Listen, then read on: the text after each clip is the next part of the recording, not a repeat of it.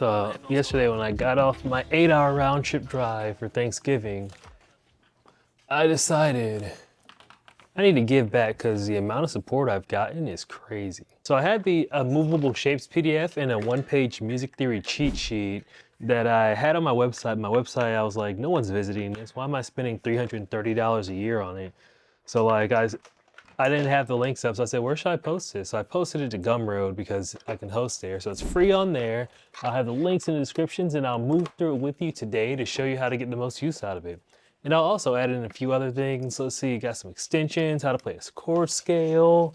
And someone asked for gear. I was gonna make a different gear video, but I really don't wanna make a different gear video. So at the end of this video, I'll give you those resources of all the stuff I use and like what I found the most useful. It might not be pretty because I'm just gonna walk around my iPhone camera and just show you all the stuff, but I think you'll get enough out of it. And it features my Pod Go, which I use right now for pretty much everything. So I don't have a pedal board, I just put everything in there. And I think it sounds pretty good. It's a little loud to me though.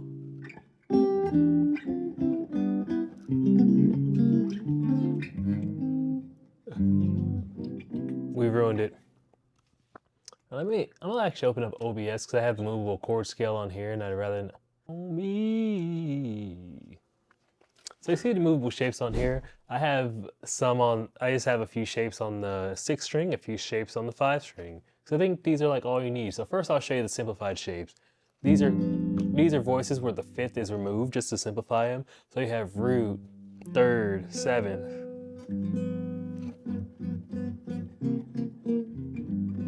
The first one's a G7, that's a dominant 7. That means the 7 is flat. So it's 2 steps below the root. 7s are usually 1 step below the root.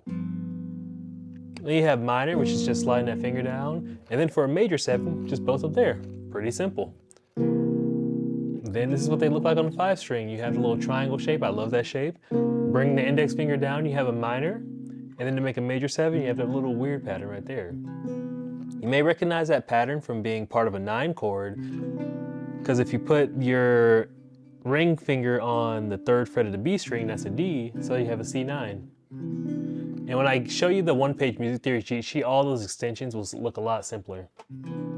So we're just moving through this real quick. Then you have your regular bar chords. I never really play a regular chord without a 7 because 7 chords are honestly easy to play with bar chords. Like taking off a finger, my pinky's free to do little flourishes. How my hand has been hurting. I haven't been stretching it, but I know I've been balling it up and sleeping on it in the fist, and that's how you get tendonitis. My clarinet teacher used to always tell me that. And then G minor 7 is that little shape I'll show you where you bar with this. And I put my thumb here, but you can put your middle finger there. You can go middle finger, then ring finger, whatever's comfortable to you.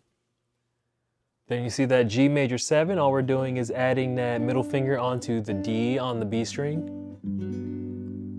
Diminished. I'm not sure if I tuned, but I don't think I did. But diminished is supposed to sound funky anyway, so we're just adding extra flavor. Oh, that D string is not there, baby. Hold up. I love this Pod Go. Imagine me buying a tuner pedal, then buying this whole thing months later and never using that tuner pedal again. But then again, I never really used my wah or looper that much anyway, because once I got the Pod Go, I was like, hey, it does it all. It's a little cut off here, but we have a dominant 7 for that C. Oh, it's really cut off on the web page. Let me move that up a little bit. There we go. So all that is just barring and then putting your middle finger on the 5th fret of the D and the 5th fret of the B. Sorry for those noises, it just hurts. And if you move that finger down to the middle finger, that's a dominant. Now it's a minor because that pinky is on the 3rd. Now I have a minor 3rd. C major 7, we've gone over all this in my chords video, but the reason this is important because these are the shapes I feel best get you moving really quickly. Like they get you where you need to go. You can use them in any situation. And if you only knew these chords like I did, I had gigs only knowing like these shapes. I didn't even know the simplified shapes at the top. Some high schooler in my community jazz band was like, do you know the drop 2 voicings? Because he was like watching me try to play like bassy and my chords are way too thick. And he's like, yeah, just drop out the fifth. And I was like, ugh. So I went home and practiced it because I'm like, man, I'm getting embarrassed by high schoolers because I didn't have a formal jazz education.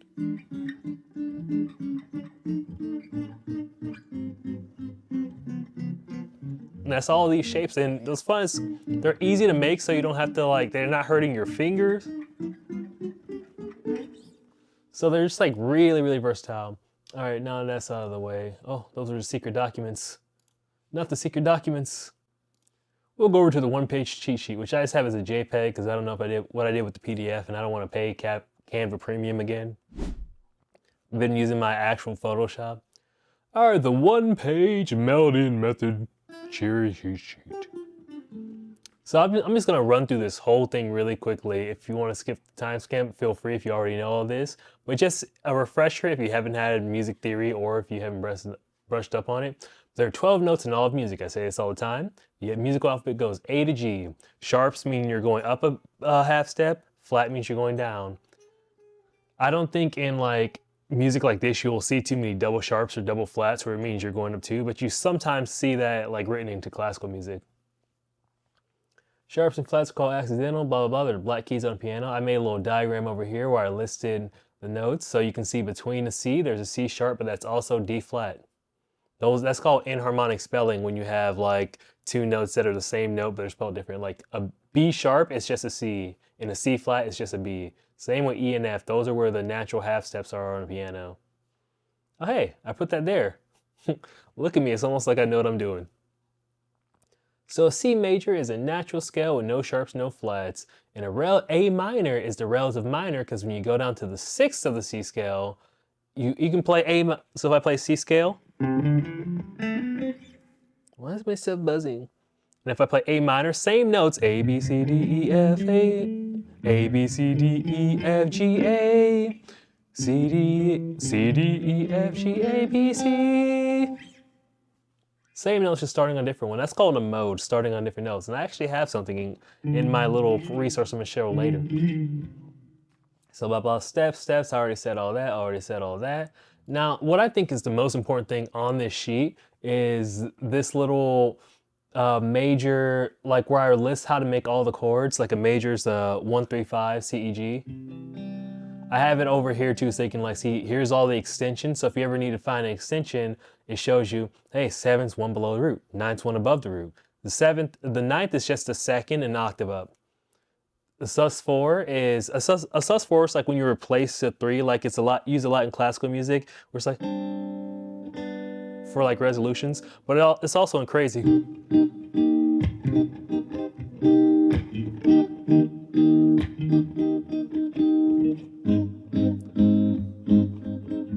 In G sus4. Sus4 means take the 3 up a half step to the 4th and then resolve it. It's sustained because your ear's like something's wrong. There we go. Sus4. And 11th is just above the root. Like all the 7th, 11th, 9th, and 13th are just taking those intervals and putting up an octave. You don't do that with like thirds, fifths, and stuff because a lot of times you're doubling the third or fifth anyway, and blah, blah, blah. It'd just be a lot of numbers, be very confusing. So yeah, the 11th is just a fourth above the root. So if that G, B, if that's C, to play an 11th, I just play. You can barely hear that.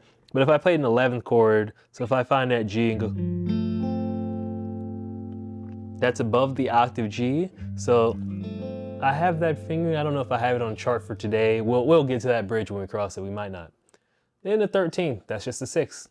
So yeah, it shows you how to make all that over here. And it even shows you going from chord to chord, major to major. I put in the blue text so you can see what notes change when you go to the scale. That way you don't have to reference this. You can think, okay, I want to play a diminished chord. I'll play a regular chord, and I got to flat the 3rd. Now it's minor, and I got to flat the 5th, now it's diminished. Beautiful. Augmented is just a sharp 5. So root 3rd, 5th. Now it's augmented. Ooh. Major 7 at Well, that's add a B, but really just add the seventh, which I showed you how to do on the left side of the page. So if I'm playing G, that means I find another G and just go one note below that.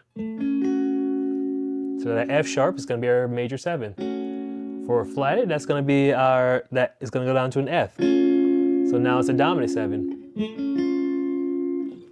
Blah, blah, blah. I hope you get the gist of that. I'm going to move on just because if I don't, I'll probably forget all the other stuff I want to talk about. So I'm going to open my super secret document of all the resources I've been working on. I'll have it linked below. I'm going to have the movable chord sheet and the one-page theory sheet for free linked below. But this is just a little something extra I've been working on. If you want to, support your boy, it's not the prettiest thing in the world, but it is pretty useful, I think. So I'll just go to a drop 2 chord scale. So I just put in the chord scales, the red is the root. So with all these shapes, you'll know how to make it, you'll know how to form it. So like, if I want to play a C major 7, no 5th, that's how I play it. So the way you play a chord scale is you take a scale, and you move up one string so you can see all the voicings. So the first one, oh, that's also on the music theory. Come back, come back. Where is it? I'm leaking the secret sauce. At the bottom in this little box, I have how you know which chord qualities are in there, which I've talked about in another video, but just in case you didn't watch my other videos, which I think you should if you really want to, you both But yeah, so here's that box. Major, minor, minor, major, dominant, minor, diminished. So the chord scale, all it's doing is showing you how to make those patterns. Bro, I can't keep up with nothing. So major, minor, the 1 is major, the 2 is minor, the 3 is minor, 4 is major, 5 is dominant, 6 is minor. And since this doesn't have a 5, you can't properly make a diminished chord because a diminished chord needs a flat 5, so it's just another minor. Back to the 1, major. Oh, that was a little loud and crunchy. So we got that out of the way. I also have a little blues primer in this pack. So where the blues at? So here's a blue pentatonic. It's just a regular pentatonic, but you're adding a flat 3rd in, so.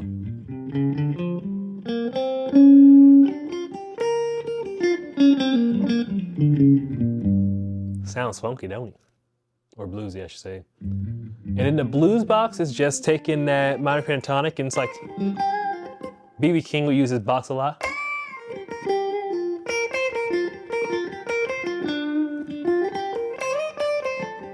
And I've seen people extend it up one more, but I don't really do that much.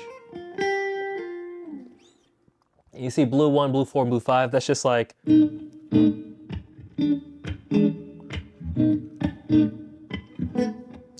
wherever we put that tonic note, so if I want to play an A, I just play that blue 1 there.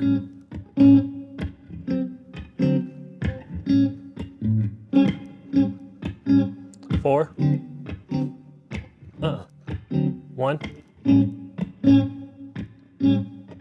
5.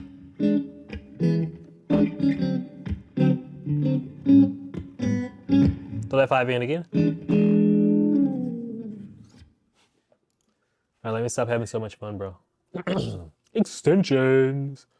So on that one-page music theory cheat sheet, I showed you all the extensions. And in my resource here, I'm not mad if you screenshot any of this. You got to get it where you can get it, whatever.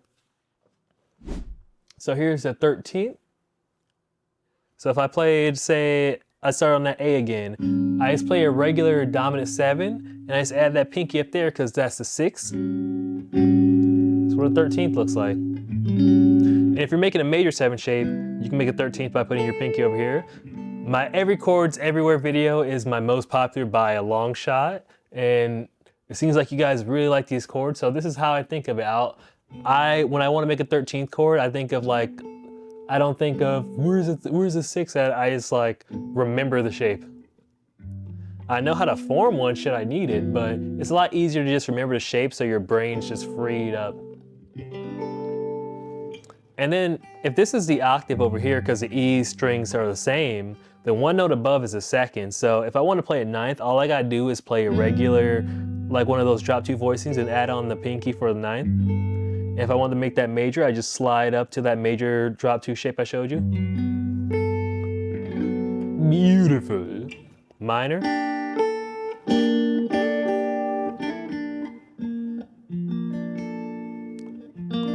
Ooh.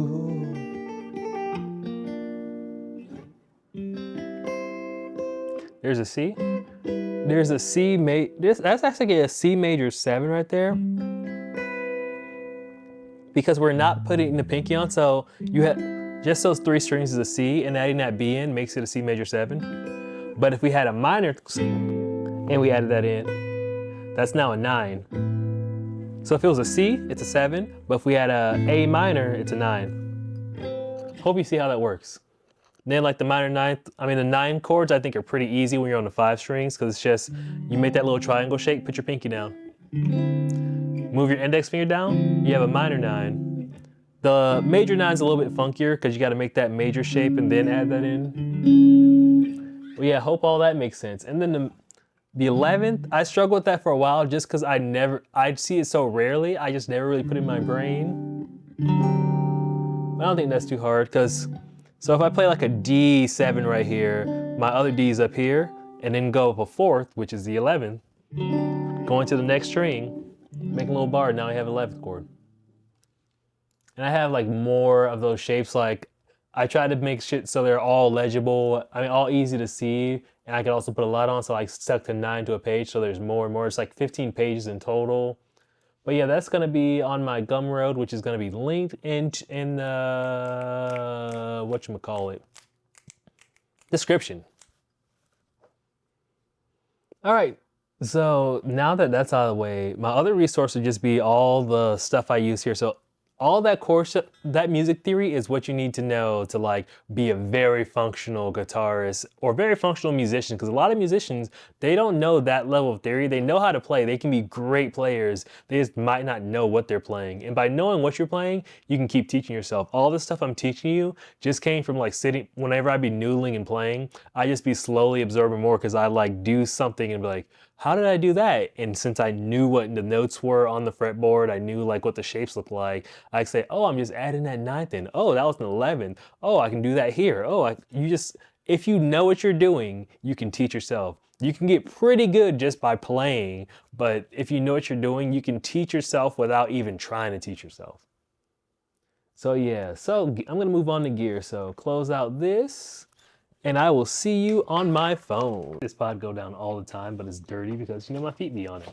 So right now I have a patch in here where you can like override and like put more than like the bass amounts. I think I have like 7 different things. So like I don't have a pedal for my compressor, my EQ, but they're in there so I can free up more stuff. So I have a retro reel saturator that makes it sound pretty cool. I learned I can toggle my amp off and on because when I use my acoustic, I was like, well, rather than switch patches, I can have everything I use here. Then I just have like a reverb down here, an auto filter for the...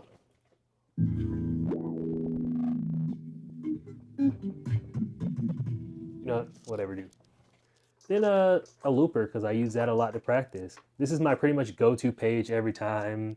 I have other ones, I have different amps I've tried, but usually I just stick to like 1 amp sound, because if I want to get creative, I just like, I don't know, I just like 1 amp sound, dude. Whenever I want to go to overdrive, I'll just hit the Screamer 808. I have it like not dialed to like crazy overdrive. It's just dialed to give me like a little boost and breakup. And then I have my guitars. I'll show you those. So the guitars, nothing crazy, a little crazy. Whoa, gimbal, what we doing here? My PRS, I play that pretty frequently, and yeah, I like strats, dude, Got my Fender sandblasted Strat. Really only need 1 guitar. I say that. Gear is fun. I will never stop buying gear, but you don't need to buy all that. I bought a piano just because I feel like it's really, I've always wanted to like play piano. It's like cool. Plus it's really useful for when you're stuck in a rut. And I went to the pawn shop, I think I paid $80. Buying a Yamaha is fun because I love the sounds that come in these. And I've like actually used some of this percussion on songs I've released just because it's a little memey right now, but you can actually, I feel like everything's recorded pretty well. So when I like run it straight, I just run a line out to my interface here. It sounds great. I don't really need to do anything. So there's my old interface, like it blew out, and they're like, yeah, at max it'll be 200 a pair. I'm like, bro, this is a $500 interface. I spent all this money on plugins. I don't even want to. I went to the pawn shop, bought another Focusrite, $40. This is the 2 in, 4 out, so it has like 4 outputs and blah, blah, blah, blah, blah. I have my mic plugged in over here, and then I have my line 6 running in here. So another thing about the Pod Go, let's get back here. Let's go, baby. I love how many outports it have. Like the new ones, I know they have even more, and they have Bluetooth and all that. I'm not that fancy. This was $400 when I got it. I have my guitar here. If I wanted an expression pedal for more foot switches, I put it there. FX loop. Then like these run out to either PA or an interface like I have. It has the option for stereo. I just usually run it in mono unless I'm running into my PA. And then if I can run into my PA in my amp, and it has a headphone port. In this USB, you can plug it into a computer, and the computer picks it up like an audio interface when you do it. But you can also edit it, and that's how like I got the 7 patches thing going here. And then I guess I'll show you my monitors. I just have JBL 305s. I have the sub down there, which is a monster. Like, wow. Another very commonly used amp I have is my Spark amp, which is covered with this stuff right now. But I use, like, if I'm not using the Pod Go, I use this pretty frequently because, of course, it can get very quiet being a desktop amp, but it also gets surprisingly loud. I played this with the big band where it was like a 30-piece big band. We had like five trombones, like 5 to 7 trumpets, like 5 altos, 2 tenors, a Barry sax player, drums right behind me. Yeah, it pumps out enough. And it has a tuner right here if you hold, has like different, if you don't want to open the app is very useful because you can get pretty much any sound out of this bad boy. Also functions as a bass amp, which I find pretty useful. I have my old Yamaha that's broken in the closet, but I use that as my bass amp and stuff before. Moving over to my twin, I don't think you need a twin. A twin is great. I don't use mine like at all. I used it a lot when I was playing in church, in the big church. But this bad boy, if you look on the back at the attenuator, let's see if I can get it in focus. Where are they? The attenuator goes up to the full 85 watt. It has two 12-inch speakers. At the giant church I was playing at, I went up to like 22 because at 40, I'm like, I'm going to blow people's ears out, even though this is pointed at the sky. This thing is loud. Like in my bedroom, I usually use 1 to 5. Like, don't need that extra headroom. The XLR is this is a tone master, by the way. It doesn't have tubes, which I prefer because I'm like, wow, I don't want to carry around a 70-pound amp. That sounds terrible. And they were saying it sounds just the same whenever I play a twin in a store. I'm like, yeah, I'm satisfied with my tone master. I don't hear the difference. I've sat in front of tone amps like for 3 hours on like every time I come home from a church. Oh, can you look at me, please? Can we have a conversation? I'd come when I gig at church every Sunday, I just go to Sam Ash every time because it was right by my church for 3 hours and just sit in front of amps. I sat in front of tube amps. They sound phenomenal, but there wasn't enough of a difference for me to really care. Like people who tell you need to get tube amp for blah, blah. I'm like, why? So I can keep this amp on 1 at all times? Because otherwise, when am I going to get to crank it? I don't play stadiums yet. But yeah, another feature. Oh, gimbal. Gimbal. I know I'm putting you through a lot. Wait, is it on vertical mode? Yeah, there we go. So, it's upside down. Well, that would be how I was holding it. But yeah, this is an XLR port. I love running this to my interface. Like when I record, I will just like hang a SM57 or something in front of it to get the actual sound. But I also run this. I love how it sounds to this. One of these is like a ribbon, I think, and one of them simulates an SM57, or you can turn that off. Has a little ground and lifting. This is a great amp, but it was like $1,100. Do you need it? No. Is it cool if you want to play a big amp? Yeah, this is a great amp, I think. Then I got a lot of my gear from the pawn shops. Another one of my mixers, this was like $80. It's a Harbinger mixer. My PA's Harbinger, I got that for like $200. I'm not gonna pull that out yet. But it's like, pawn shops are a great resource. Like, it's not the best. It has like some noise bleed or what, some like noise, signal noise. That's it. Every now and then, but whatever. Does what it does. Has like built-in effects that I rarely use, but you know, having 4 XLRs and then all these inputs, 12 in total, pretty useful. Plus, if I wanted to run 2 different signals in here, I could just cheat these and like this would technically be 8 different inputs, but I don't do that. There's my drummer's drums over there because when he moved, he didn't have enough space. He has his practice drums where he lives, but he was like, "Yeah, we can keep my drums here," and I was like, "Sweet." So yeah, his drums. Those are my cymbals. Not as great as his cymbal, but I love that Meinl dark hi-hat. There's my drums over there, function as extra storage space. And that's pretty much most of the gear. My saxophone, you don't really need one of those, you know.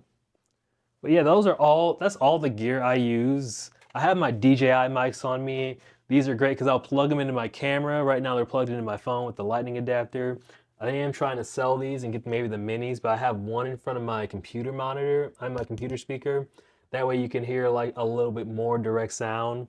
I have them both in record mode right now, just in case the audio from the camera doesn't sound great. I'll take the individual file from each mic, and if my voice is too loud or too low, I'll dial that one down and dial my voice up. Or if I wanted to affect the audio, usually I don't have to. I have this set at +5, that at -3 because it's loud, but yeah.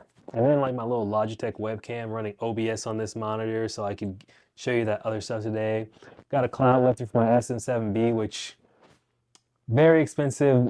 This mic and that cloud lifter, the cloud lifter is like $150. I think this is like $350 or something. I don't even know how much I paid for this mic, dude. But like, you don't need an expensive mic. I use this, the most times I use this mic is when I'm playing Siege. I will record vocals on it. My NT1 is nice, but I'm just too lazy to go over there and set it up over here. I think the NT1 has a better noise floor. It probably would be better for some of the stuff I do, but anyway. That's pretty much all my gear. That was a quick and dirty rundown. If you want to know anything else about it, I'll let you know. But also, ooh, let's hop over to here. Is my OBS still recording? Oh, that's crazy, dude. Well, at least I'll have extra stuff in the video. Hey, see me.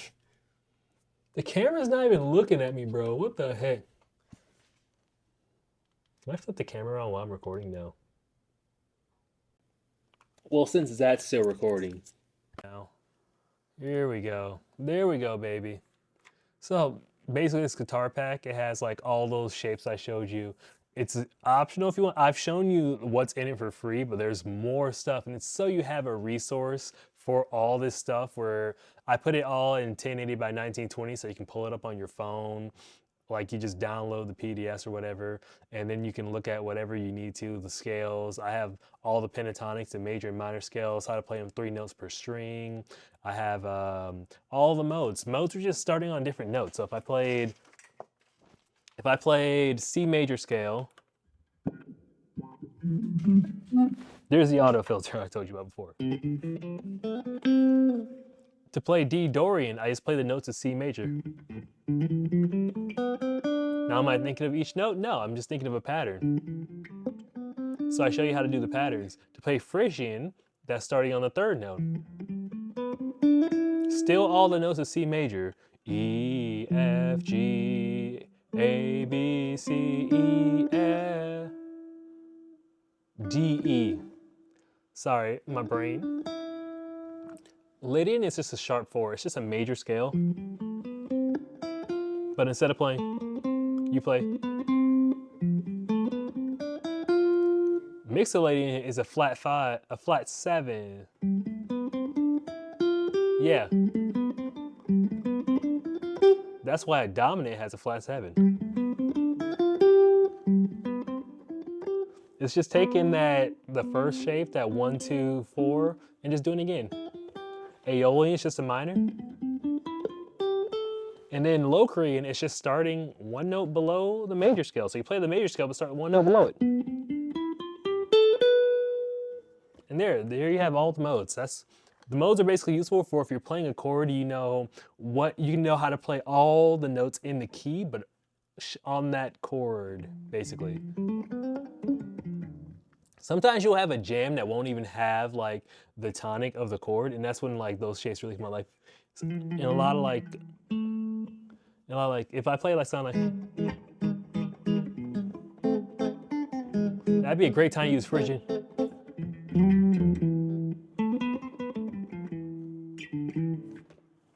But yeah, I hope this was helpful. Anything else I have on here? So I showed you all that, but yeah, I've just been blindsided by the support. One more thing I will mention is my Patreon. Let's see if I have my Patreon page. I'm sorry I'm not more prepared. I was like literally sitting here, okay, what do I need to do? But here's my Patreon. I'll just show you the tiers real quick. So if you really want to support me, I have, I'll give you like behind the scenes content. I'll definitely upload more resources like this because now that I've like streamlined working on them and put all this time and like figuring out how to get all that stuff working, I don't want to just like let it go, dude. So yeah, there's, that's how I'll be doing all of that. Yeah, I'll like show you some behind the scenes stuff. I'll give you more resources like those chord charts I showed you. You can also commission me for work if you want it. And you can ask me questions directly on here that I might not reply to on YouTube, but since I'm a small creator who's growing, but I'm still small right now, I can spend my time answering these questions that you might really want to know. And I'm definitely going to prioritize this because, you know, brother got to eat, bro. Brother, oh, here's the camera. Brother got to eat, bro.